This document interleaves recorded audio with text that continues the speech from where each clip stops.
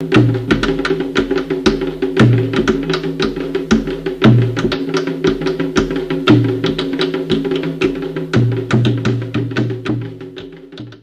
Conceição de Lissá, quero já agradecer a sua disponibilidade e a senhora ter aceito o nosso convite para a gente bater esse papo e já pedir que a senhora se apresente para que a gente dê prosseguimento à nossa conversa. Boa tarde, Ogan.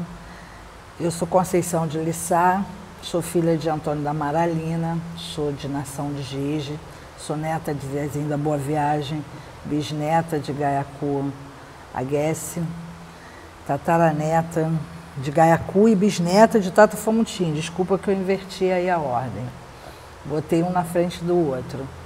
E hoje eu tenho a minha casa, o que eu seja Guibé, em Duque de Caxias, na Taquara, alvo aí de uma série de atentados. Mãe Conceição, como é que a senhora chegou no Candomblé? Como foi essa trajetória? Olha, eu cheguei no Candomblé meio que, como é que eu vou dizer assim, por acaso. Eu saía da minha casa de Umbanda e fui procurar uma outra pessoa para dar o seguimento, né? E eu fui procurar uma irmã de santo, dessa minha mãe de santo, muito querida, mas que por razões de família, eu saí de lá e fui procurar uma outra pessoa. E essa pessoa já tinha ido para Angola, já tinha mudado a casa, já tinha mudado tudo.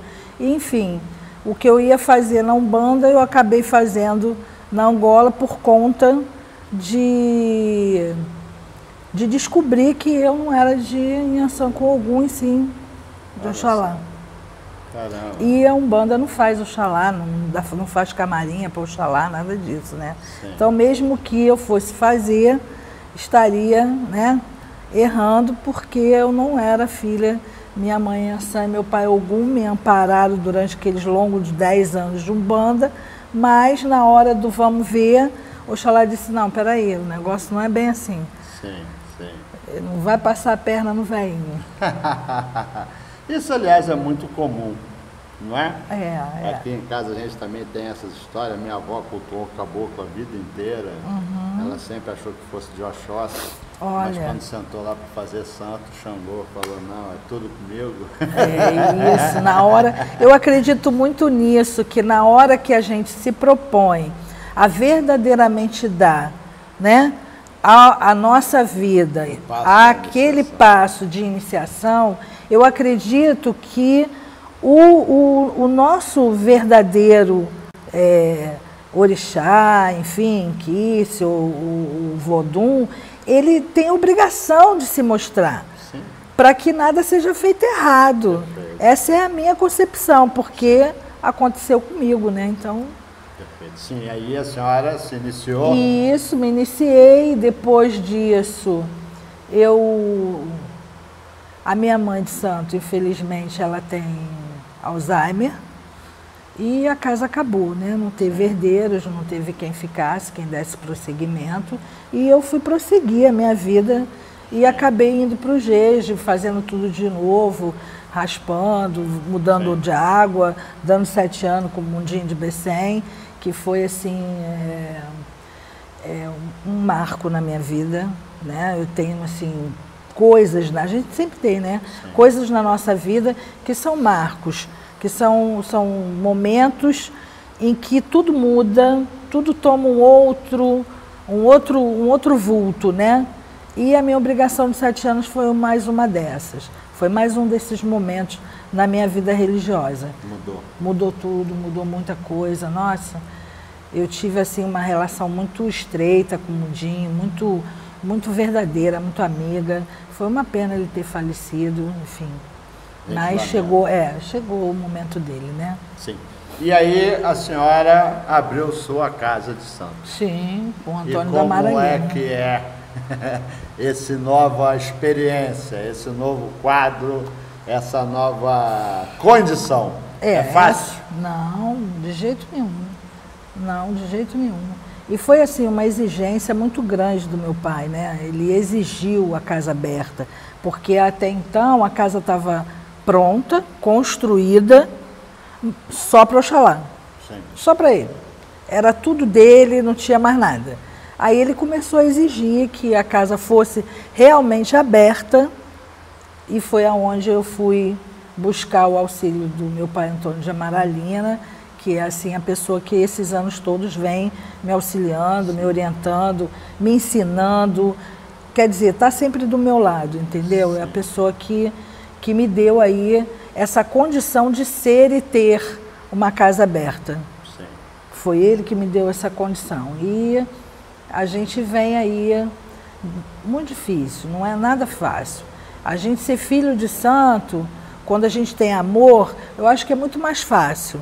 Porque a gente vai dar o que a gente tem, recebe o que a gente merece, né? Tem como merecimento, e ponto, e vai para casa com o dever cumprido.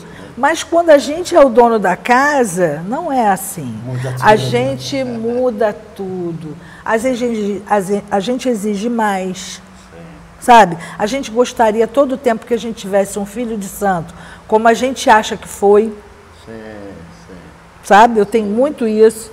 Eu digo às vezes, quando me aborrecem, eu digo assim, se eu tivesse feito isso com meu pai um dia, sabe? E a gente exige e a gente nunca está satisfeito. É muito complicado. Sério, tem que... É complicado, é complicado. E a questão prática administrativa da roça? Como é que funciona? Os filhos de santo contribuem à altura, as despesas fecham tranquilas no final? Não. São sempre muito... A senhora já está rica? Pô, quem me dera. Quem me dera, mas eu vou ficar. Eu vou ficar, vou. Escute. Exatamente, a gente tem que falar por boas palavras no vento, né? Então, vou ficar. Ainda não estou não, mas vou ficar.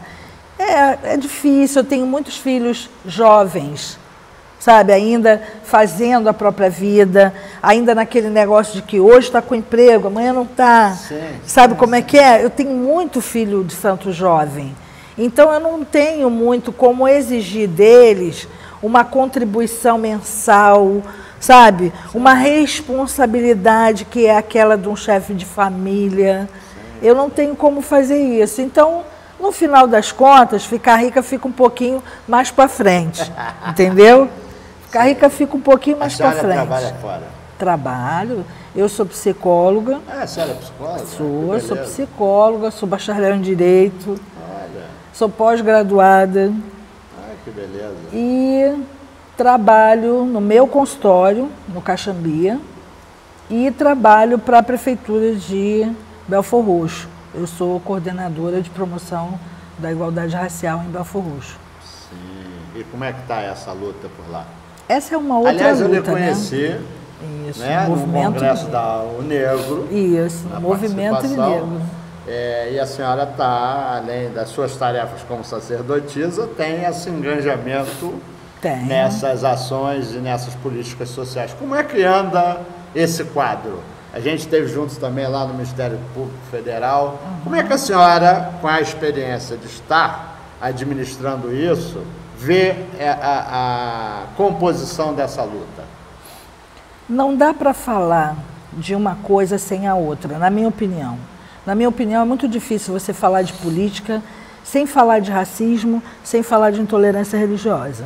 Não dá. São coisas que estão intimamente interligadas mesmo, não dá para separar. Então, quando eu digo que sou do movimento negro, sou direção nacional da Unegro, faço parte da direção estadual e sou uma das sou coordenadora da Municipal de Duque de Caxias. Então, o que acontece? Nós temos uma trajetória dentro do movimento negro procurando políticas públicas afirmativas, certo? Para combater a desigualdade racial. Quando a gente faz isso, paralelamente, a gente está falando da questão de matriz africana, que está intimamente relacionada. Então, são as nossas questões culturais, são as nossas questões religiosas e são as nossas questões políticas e partidárias também. Então, É muito difícil separar Conceição de Lissá nesse processo. Conceição de Lissá está integralmente em cada um desses movimentos. Em cada um deles.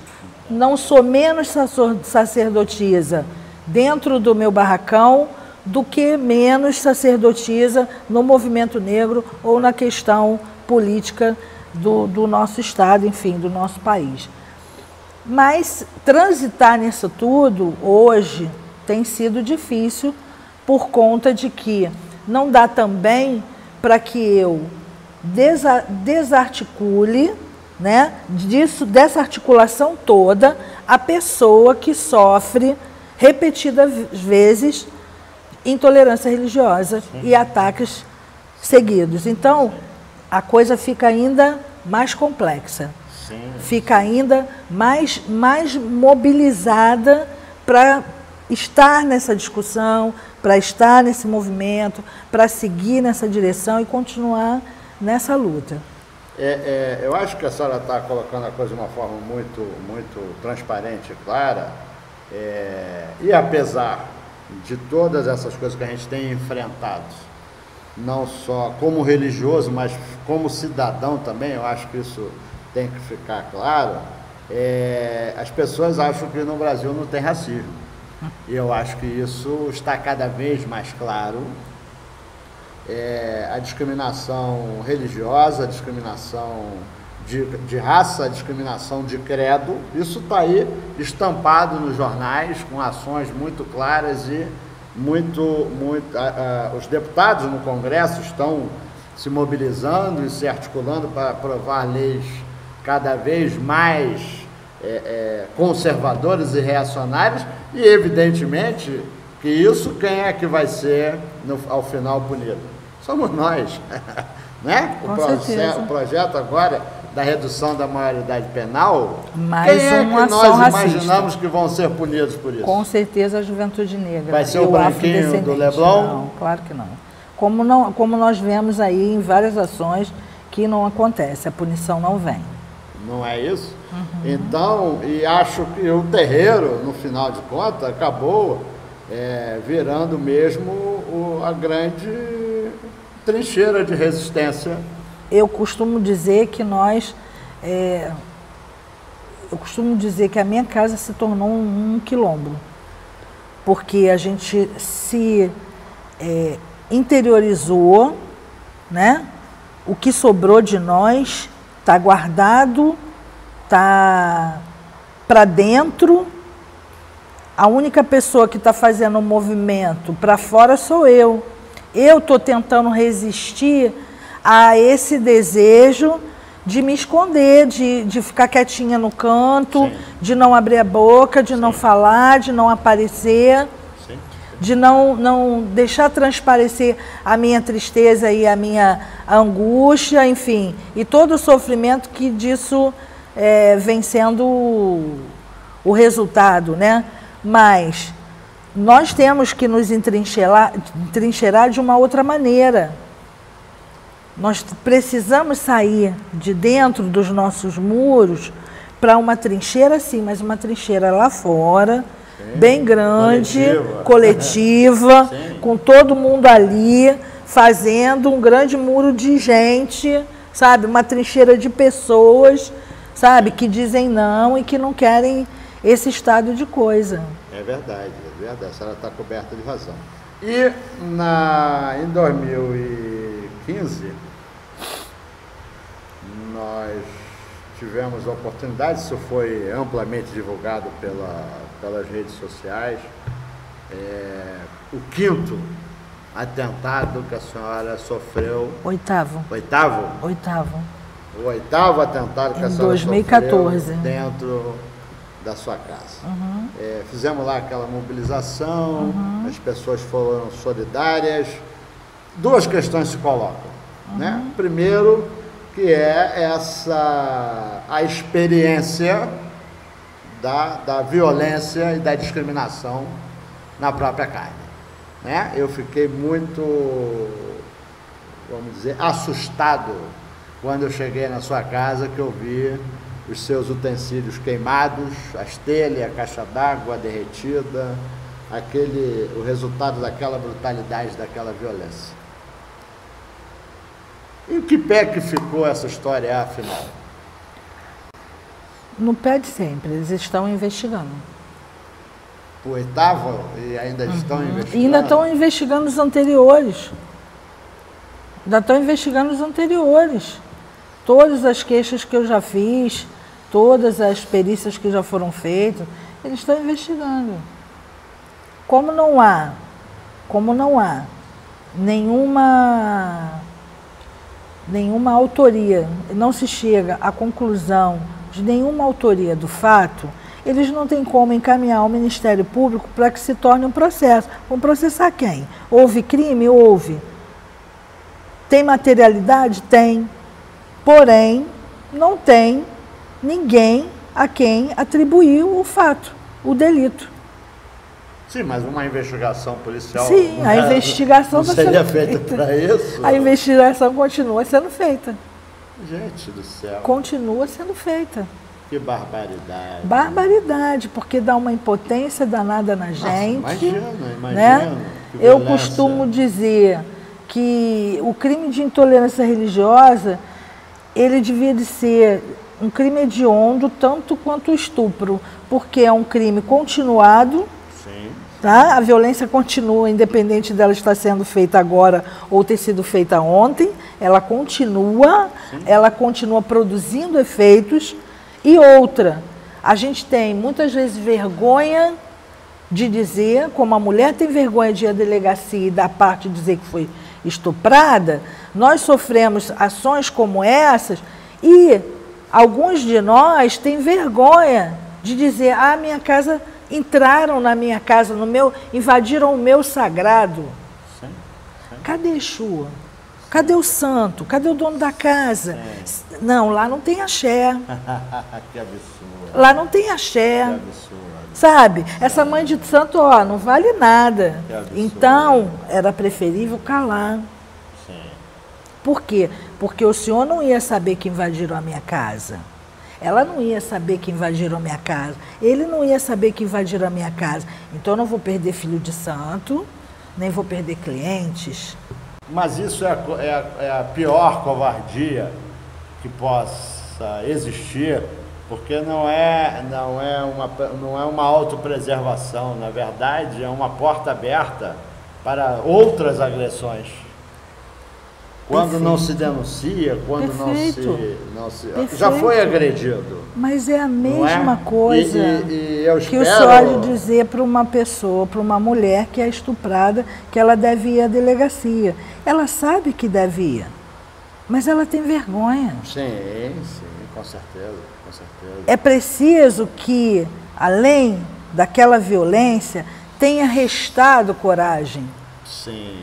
É essa coragem. Não é uma situação fácil de enfrentar. Não.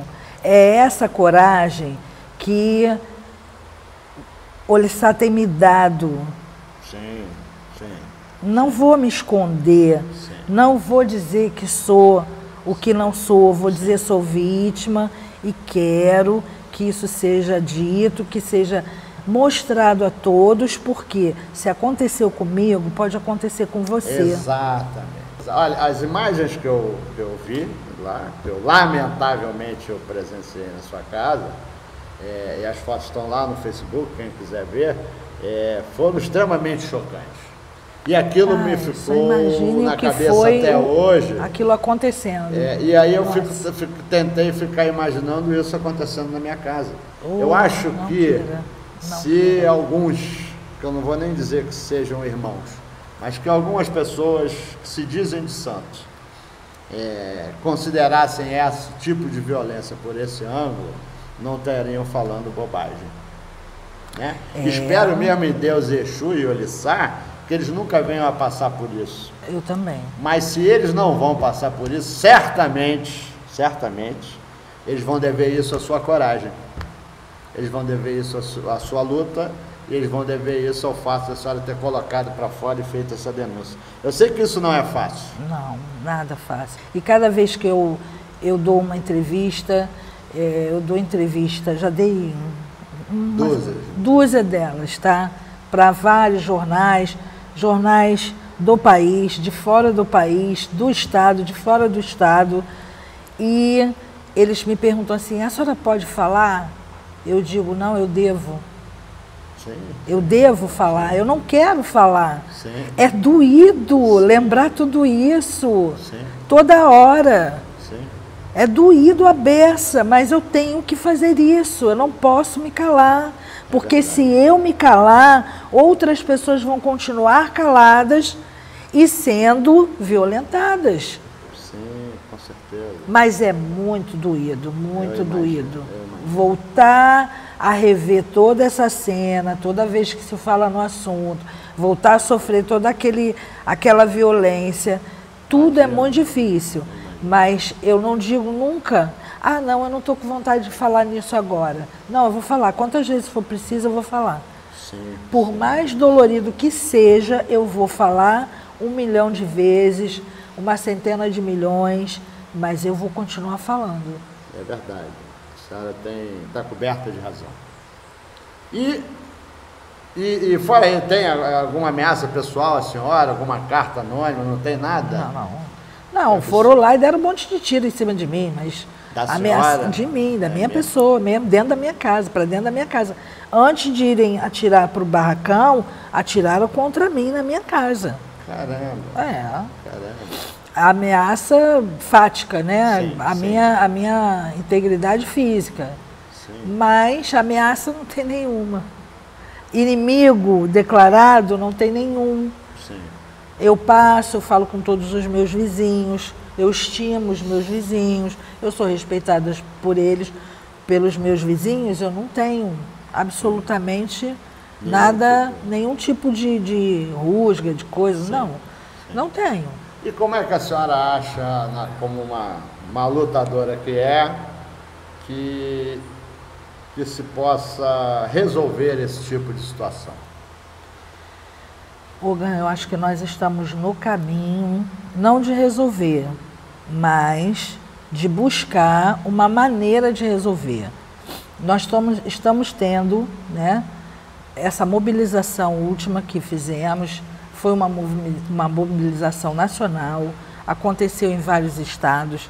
Isso é perfeito para nós, porque demonstra uma coesão nunca antes tentada, nunca antes acontecida. Então é importante que com a nossa fala, a gente busque orientar os nossos pares, os nossos irmãos, de que essa não é uma luta sua nem minha, porque sou vítima, é uma luta nossa. Quando eles querem tornar jovens gladiadores, defensores, né, de uma série de dogmas, de uma série de leis que propiciam e fomentam o ódio a um semelhante, isso não afeta eu e ao Senhor, afeta todos nós. Com certeza. Afeta todos nós. E nós estamos fazendo algo, nós estamos discutindo e falando e reverberando essa ideia. Isso é importantíssimo. A gente não pode parar de fazer isso. Esse é o movimento. O movimento é conscientizar. O movimento é levar essa palavra de que, olha, vamos diminuir, como o senhor disse, a idade penal. O meu filho é negro. O meu neto é negro. E é a ele que vai atingir. E é o meu neto, e futuramente, quem sabe, é o meu bisneto que vai atingir. Não vai atingir mais o meu filho já tem tem 30 e alguns, se eu disser quanto tem, ele vai ficar aborrecido. 30 e alguns. Então, o meu filho não vai ser atingido por essa lei de minoridade penal, mas o meu neto pode. O meu bisneto será, com certeza. A gente sabe perfeitamente para quem isso está sendo dirigido. Exatamente. Então, nós temos que, de uma maneira ou de outra, nós precisamos nos posicionar. Nós precisamos nos posicionar. A mesma coisa, nós não temos direito à mídia que esse povo tem. Eles têm canais e mais canais, 24 horas, reverberando ódio a nós e aos nossos. Sim. Reverberando ódio, intolerância religiosa, homofobia, lesbofobia, tudo isso, racismo, machismo, tudo isso. E nós temos que continuar dizendo que essas concessões de rádio e TV têm que ser revistas. Tem que ser revistas. Nós precisamos exigir que nós tenhamos também direito a um canal, a um horário ou alguma coisa que possa dar palavra para nós na mídia. É verdade. Então, tudo isso nós precisamos ter uma maneira de dizer, olha, não é bem assim não. A história não é bem essa. Eles estão contando essa história aqui para você, mas a história não é essa. Porque o conhecimento, né, o saber é que vai mudar tudo. E se eu me calo, ninguém vai saber o que acontece comigo. É verdade. E se eu me calo e ninguém sabe o que acontece comigo, ninguém fica com medo de que aconteça consigo também. Sim, é verdade. E aí, ninguém quer saber de absolutamente nada. Sim, a gente definitivamente não pode se esconder. Não, definitivamente a gente não pode podemos ceder essa pressão. Não podemos. Isso tá cada dia, cada instante, a cada momento fica mais e mais claro.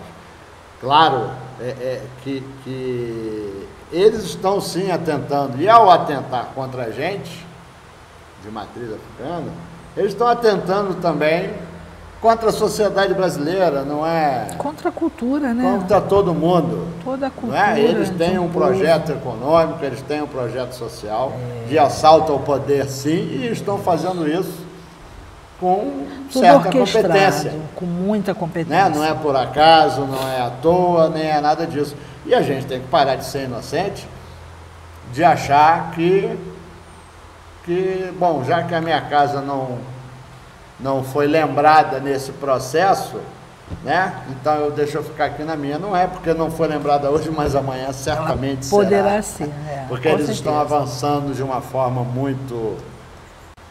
E o interessante é que a gente pode ver claramente, né, aquele movimento fascista.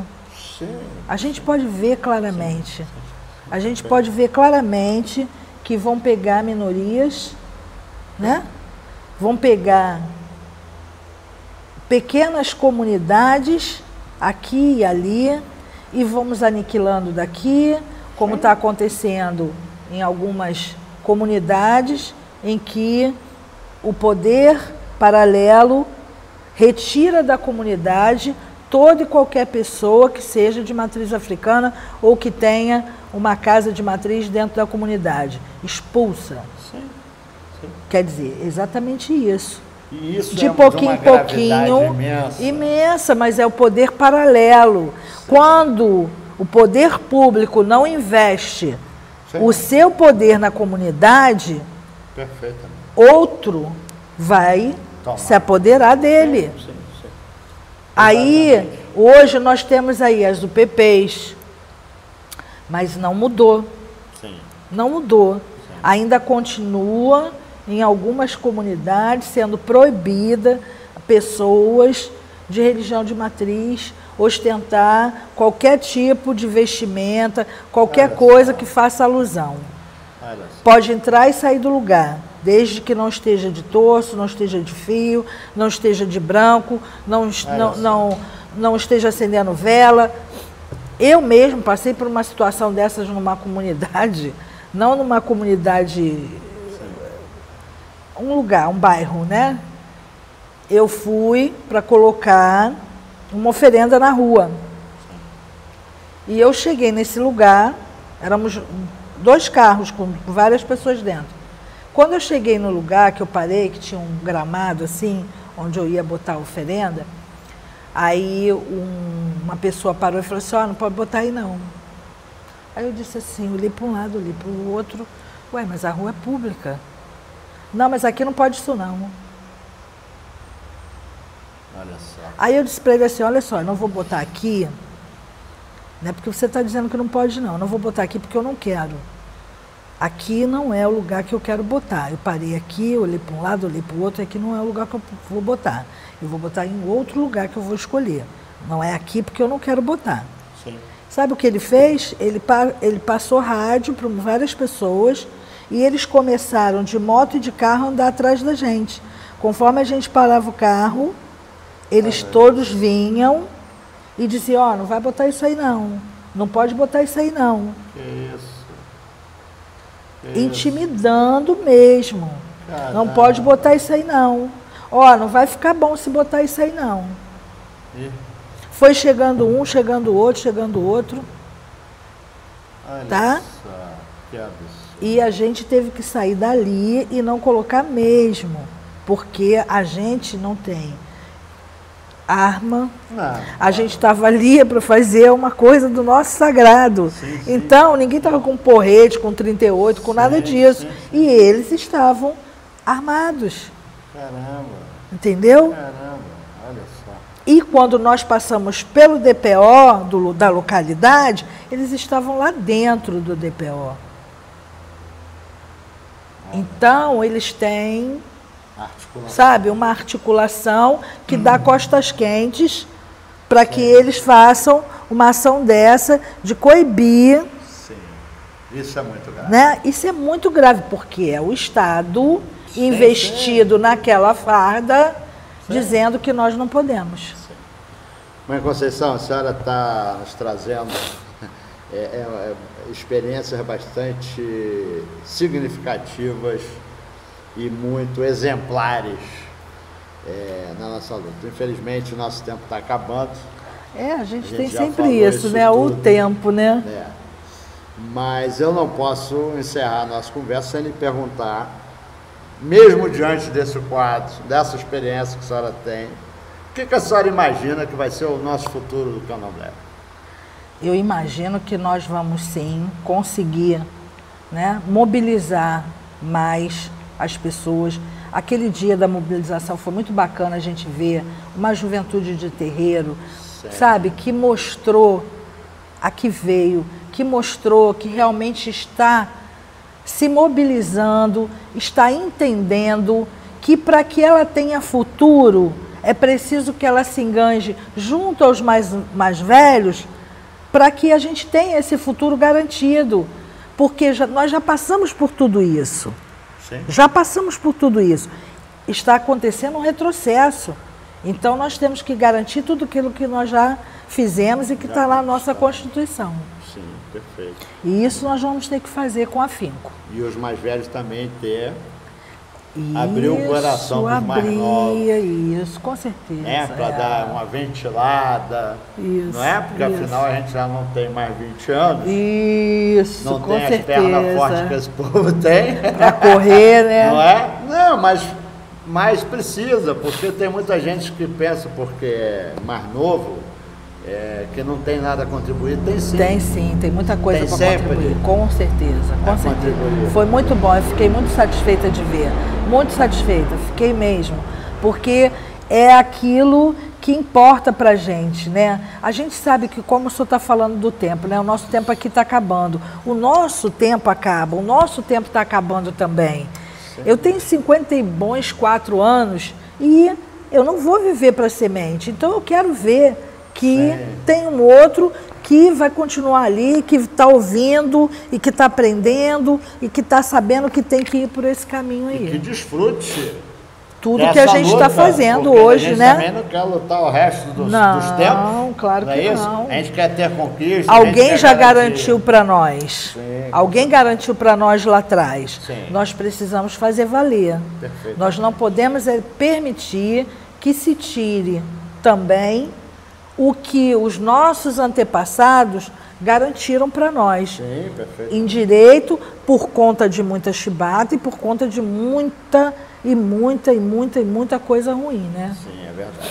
É verdade. Nós ganhamos, foi um legado. Então a gente tem que deixar aí esse legado firme para os que vêm mais na frente. Perfeitamente. Mãe Conceição, muito obrigado. Eu é que agradeço. Contribuiu sobremaneira. Certamente a gente teria muitas histórias para contar. É, mas a luta dia continua. A gente conta. Né? É. Espere em Deus e Orixá, que Ele dê muitos anos de vida, Axé, o de senhor saúde. também. Axé. E força para a senhora continuar nessa luta aí, e o que depender da gente. Eu conto com vocês, também. conto sim, conto sempre. Muito obrigado. Muito obrigado ao senhor Axé. também. Axé.